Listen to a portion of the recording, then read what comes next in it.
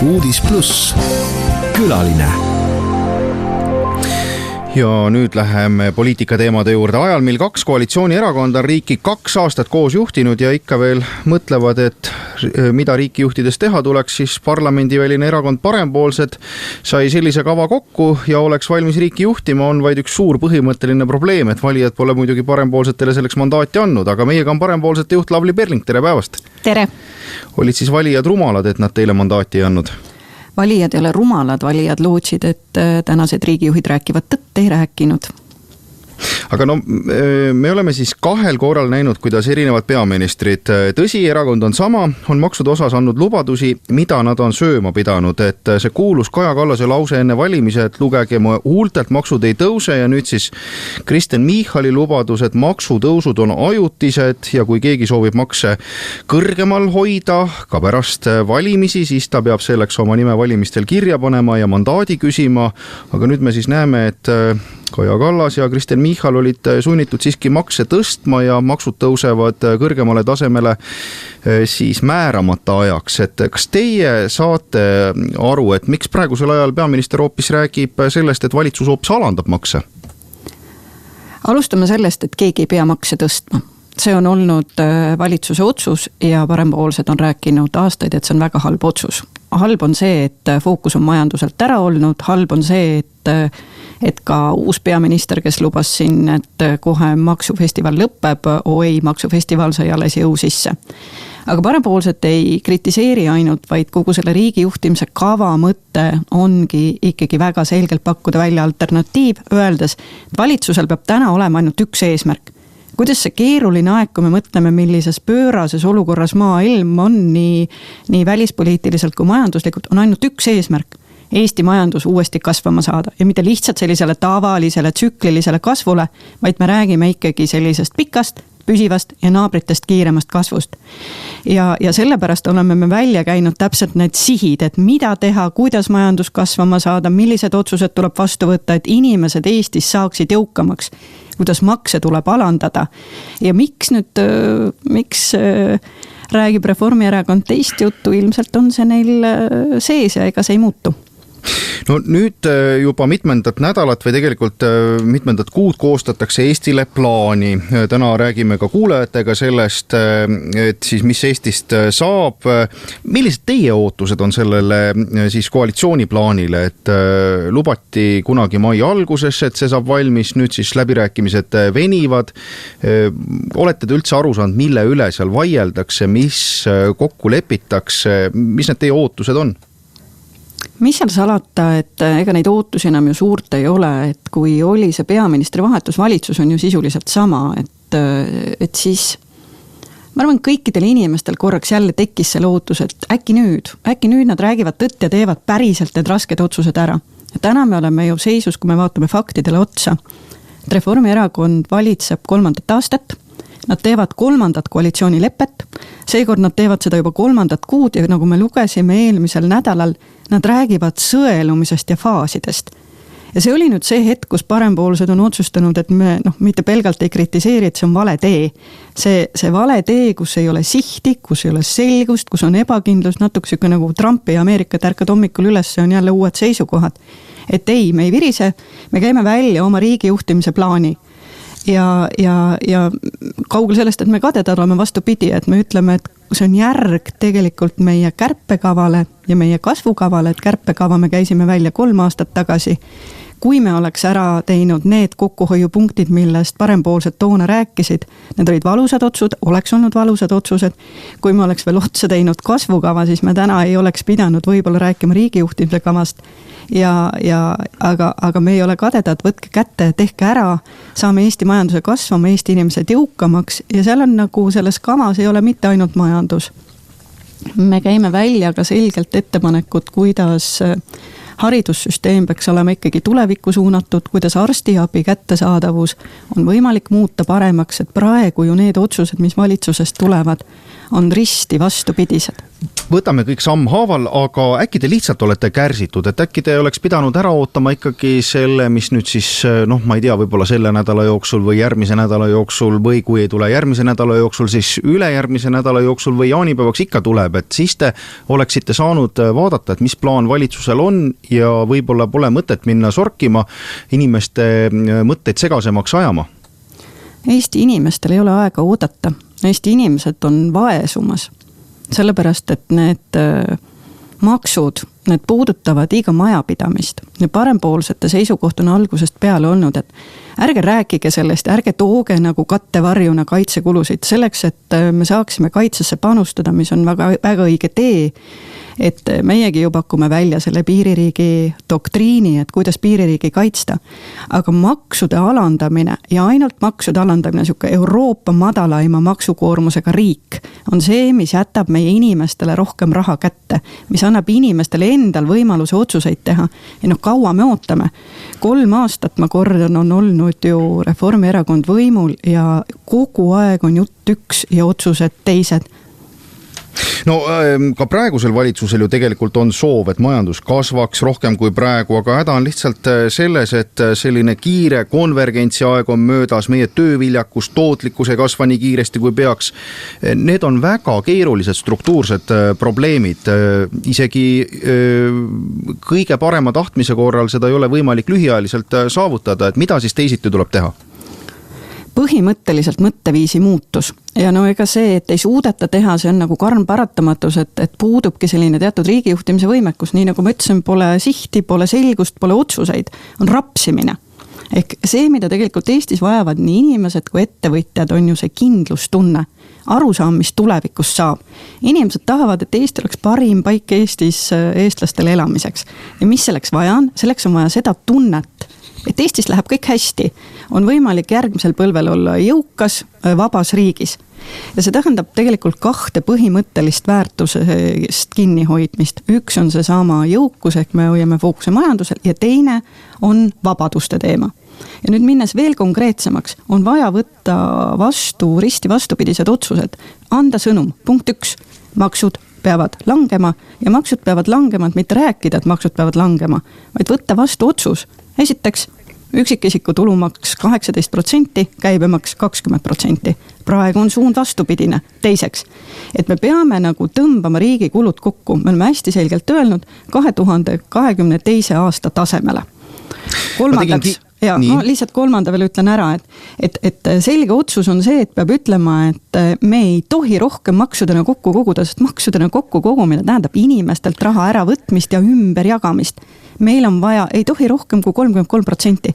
Need on otsused, kus on numbrid, kus on eesmärgid, need tuleb lihtsalt vastu võtta. Kui teha kiire arvutus, langetada üksikisiku tulumaks 18%, käibemaks 20%, siis see tähendab, et ühel kalendriaastal jääb riigil saamata üle miljardi, kuni siis 1,5 miljardit eurot raha. See on suur raha, selle raha eest saaks osta mürske, droone, rajada punkreid. Mille eest teie neid kavatsete siis osta? Kui kärpekava oleks ellu viidud, siis me oleme vaadanud, et tollest ajast peale on riigi kulud kasvanud üle 4 miljardi. Kulud. See tähendab, et kui need rasked otsused vastu võtta, riik koomale tõmmata, dubleerivad tegevused, teha nagu põhimõttelised suured reformid ära, sotsiaalsüsteem muuta ikkagi selliseks, et ta on tõesti andme- ja vajaduspõhine, mitte selline kõigile meeldimise põhine. Kui teha ära struktuursed reformid, siduda lahti indekseeritud kulud, siis need ongi need kohad, kust tuleb ressurss kaitseks. Teiseks, me ei tohi kaitset üle ekspluateerida selliselt, et me räägime ainult kaitsest, räägime, kohe tuleb sõda ja siis küsime inimeste käest, et miks meil naised nagu lapsi ei sünnita, miks meil on investeeringud miinusmärgiga, miks ei tule küll siia turistid, investeeringud.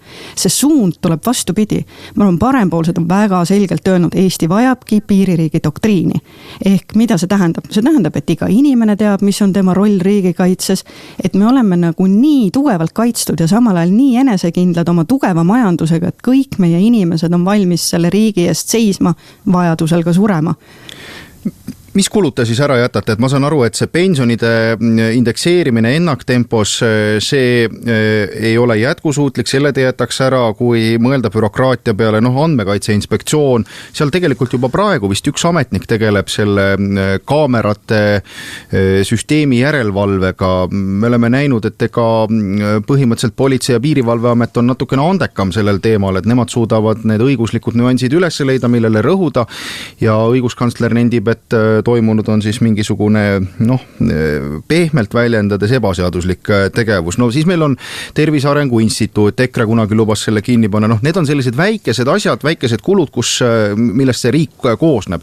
Aga kus see päev päästa, kus need miljardid kokku hoida? Miljardid on ikkagi sellistes põhimõttelistes otsustes, nagu ma ütlen, et kui te mõtlete, et kõige suurem riigi kulu ongi sotsiaalkulud, et parempoolsete seisukoht on alati olnud see, et aitame neid, kes päriselt abi vajavad, ülejäänud inimestele tagame võimaluse teha tööd ja tööga saada nagu väärikat tasu, väärikat palka. See tähendabki seda, et sotsiaalkulud tuleb üle vaadata, need tuleb lahti indekseerida, tuleb külmutada ja tulebki öelda, et need riigi kulud peavad mahtuma 2022. aasta tasemele.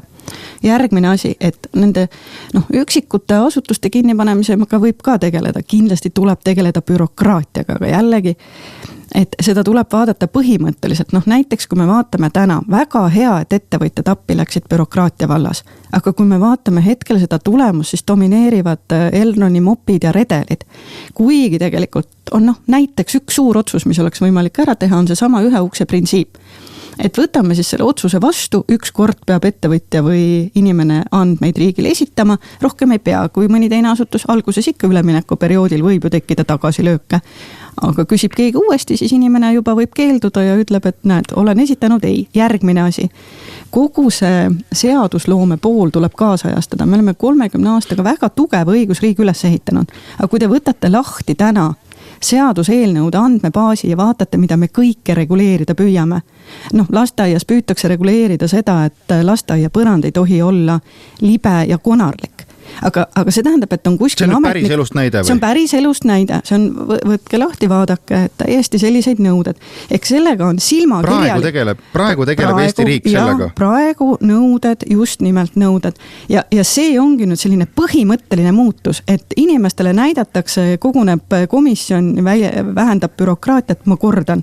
Ma arvan, see on väga õige, et ettevõtjad appi läksid, sest kui tegelikult võimul on need samad inimesed, kes on kehtestanud suitsusiltide ja kõige muu redeli reeglid, siis on väga raske uskuda, et need inimesed suudavad punkt 1 need tühistada, punkt 2, et neil toimub mingi mõtteviisi muutus. Aga kuidas teile tundub, kas praegu bürokraatia teemal on selline omalaadi maavõistlus käimas, et tegelikult ju väga paljud erakonnad räägivad, et mõni erakond ütleb, et meie vähendaksime veel rohkem või kaotaksime veel rohkem seda bürokraatiat ära, et inimestele tundub, et see meeldib, aga võib-olla mingis kohas ikkagi bürokraatia on vajalik, et nõustute, et mingid reeglid ühiskonnas peavad olema, kas või see, kuidas inimesi kinni peetakse vanglas, et see ju ei saa toimuda mingisuguse anarhia alusel, see peab ikkagi toimuma seaduse ja bürokraatia piires. Loomulikult bürokraatia, selline õiguskord, seadused, selgus, need on väga vajalikud. Lihtsalt täna on meil punkt 1, liiga palju ametnikke, kes toodavad ette seda õigusloomet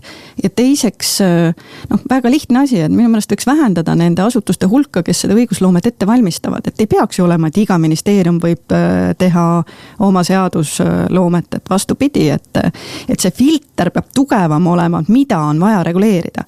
Kas bürokraatiaga tegelemine on vajalik? Muidugi, ainult et nüüd ongi, et sellest pole mitte vaja rääkida kogu aeg, vaid on vaja otsuseid, sest ma olen ise kunagi võrrelnud bürokraatiat sellise parasiidiga. Et ega siis päeva lõpuks, olgem ausad, parasiidid on looduse poolt see ilma loodud ja neil on kindlasti mingi roll. Lihtsalt sa pead kogu aeg tegelema nende tõrjega ja kui nad on juba külge tulnud, siis nende väljutamisega. Ja see on bürokraatiaga samamoodi. See ei aita, et meil on suhtekorraldusrik projekt, aga samal ajal teise käega toodame reegleid juurde. Aga mul on teile üks kurb uudis, kui rääkida inimestega, kui kuulata näiteks noori, siis nemad ei taha tasulist kõrgharidust. Kui ma räägin eakate inimestega iga kord, kui näiteks rahvateenrites on jutuks olnud see, et see pensionisüsteem ei pruugi sellisel kujul olla jätkusuutlik, et see inflatsioon, mis meil on, paneb väga suure surve alla siis pensionikassa ja väljamaksed ja vaadates meie rahvastiku struktuurile otsa, kuhu ma nüüd jõuda tahtsin, on see, et alati kirjutatakse tihtipeale ka ühe erakonna seeniorite kogust, ma ei tea, kas need aktiveeritakse, need inimesed erakonna kontoris, kirjutatakse ja helistatakse. Minu kolleeg Arp Müller on saanud mitmeid väga pahaseid kirju ja kõnesid, kus öeldakse, et lõpetage see jutt ära. Vanainimesed tahavad ka elada. Kas te tahate tõesti vanainimestelt viimase raha ära võtta? Vastupidi, me räägime kõikide inimestega julgelt ja ausalt, et ka mina olen ju kuulanud, kui inimesed ütlevad, et kas teie nüüd oletegi need, kes tahavad pensionid lahti indekseerida või räägite külmutamisest ja siis, kui sa inimesele rahulikult vaatad otsa, räägid jah, sellepärast, et kui me seda täna ei tee ja jätkub see kuluralli ja me võtame järjest laenu juurde püsikuludeks, mis järjest suurenevad, siis juhtub kaks tõsist asja. Esimene on see, et ega inflatsioon läheb nii kõrgele, et aasta-kahe pärast proua või härra selle pensioni eest piima ja leiba saate vähem osta, sellepärast et teie ostujõud ikkagi langeb. Teiseks, et kas me elame tänases või homses päevas, Reformierakond kindlasti on näidanudki oma prioriteete, et ärme nagu pensioneid puudutame, aga noored pered, need, inimesed, kes maal käivad, kes vaatavad, mida tähendab noortele peredele täna automaks, käibemaksu tõus, inimesed peavad tegelikult täna tegema valikuid, et millises huviringis laps käib. Või veel enam, kui me räägime haridussüsteemist, see on silmakirjalik öelda, et meil on täna tasuta kõrgharidus, kui tegelikult meil ei ole seal kõrval seda õppelaenude stipendiumite süsteemi, meil ei tule raha erast täiendavalt sinna kõrgharidussüsteemi sisse, siis päeva lõpuks see süsteem muutub suletumaks, kvaliteet langeb ja ikkagi nendest raskematest peredest pärit noortel ei ole ligipääsu kõrgharidusele. Parempoolsete süsteem, kui te räägite noortega, võimaldab just seda, et esiteks laieneb juurdepääs kõrgharidusele ja teiseks paraneb kvaliteet ja me tõesti saavutame selle, et Eesti kõrgkoolid on ühel päeval seal maailma parimate ülikoolide hulgas ja kogu see selline targa rahva, kes me ju oleme, see targa rahva teadmiste baas jõuab nagu akadeemilisest teadmisest näiteks ka rakendusteadusesse, sealt edasi majandusse, et see on see suund.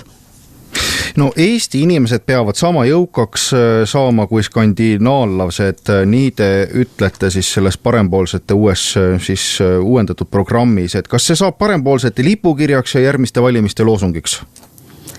Parempoolsed on algusest peale rääkinud, et riigi juhtimise eesmärk on luua inimestele selline keskkond, kus inimestel ongi võimalik saada jõukamaks. Kui me oleme jõukamad, siis on rohkem inimesi omanikud, siis inimesed hoolivad sellest, mis neil on, siis need inimesed hoolivad sellest riigist, suhtuvad sellesse riiki hästi, hoiavad seda, nad näevad oma tuleviku seost selle riigiga. Ja kui inimesed saavad jõukamaks, siis on meil tugevamini kaitstud riik, meil on paremini hoitud kultuur ja kõik muu selle ümber. Ja me ei räägi lipukirjadest, me räägime päris tegevustest, mis on kirjas selle riigi juhtimise kavas. Aga me oleme öelnud, parempoolsete eesmärk riigi juhtimise puhul on pöörata nii palju majandusele tähelepanu, et Eesti riigi inimesed ühe inimpõlve jooksul saavad sama jõukaks, kui me räägime majapidamiste netoväärtustest, kõik majapidamiste netoväärtus kokku, sinna Taani ja Soome vahele. Ja tavainimesele tähendab see mida? See tähendab paremat elujärge meile endale, meie lastele ja tulevastele põlvedele. Aga kui vaadata ikkagi Skandinaavia suunas, siis need on ju heaoluriigid, kõrge maksukoormusega riigid, alates sellest, et seal ettevõtetele kehtivad märkimisväärselt kõrgemad maksumäärad, kuni selleni, et ka üksikisiku tulumaksumäär on märkimisväärne. Tööjõumaksude osakaal SKT-st näiteks Taanis on seal 30% lähedal. Kui parempoolsed räägivad jõukusest, siis nad räägivad inimeste jõukusest ja võrdluses Skandinaavia inimestega, mitte riigijuhtimise mudelist. Ehk vastupidi, et ma arvan, et paljud Skandinaavia riigid on ära käinud seal vasakul ja pöörduvad ju järjest siiski nagu paremale tagasi. Eesti tugevus on olnud alati see, et Eesti on valinud oma tee madala maksukoormusega, lihtsa maksusüsteemiga, väga kerge asjaajamisega, vähese bürokraatiaga. Need on meie tugevused. Et kui me räägime nagu eesmärgist, siis me räägime, et eesmärk inimeste jõukusel peab olema see, et me oleme tõesti rahvana üks jõukas rahvas, üks maailma jõukamate rahvaste hulgas. Kuidas see saavutada, see on see oma tee, see on ikkagi, ma tulen tagasi, see, mis meid tõi siia, ma julgen öelda, see viib ka edasi. Ehk see sama parempoolsus, aga mitte nagu loosungina, vaid päris otsustena. Kuulge, päris lõpetuseks, kui mõelda selle peale, et Eesti 200 on esimest satsi siis parlamendis, no reitingud näitavad, et tõenäoliselt ka viimast korda, aga kui nüüd parempoolsed, praegu on üle künnise, peaks saama siis vähem kui 2 aasta pärast Riigikogu valimistel mandaadi ja pääsema parlamenti, ütleme, et pääsete ka valitsusse, et kas teie puhul saab välistada selle, et olete 2 aastat valitsuses ära, siis võtate pausi ja ütlete, et nüüd me hakkame mõtlema, mida me riigi juhtimises teeme, et kui teie erakonna esimees olete, siis sellist asja juhtu?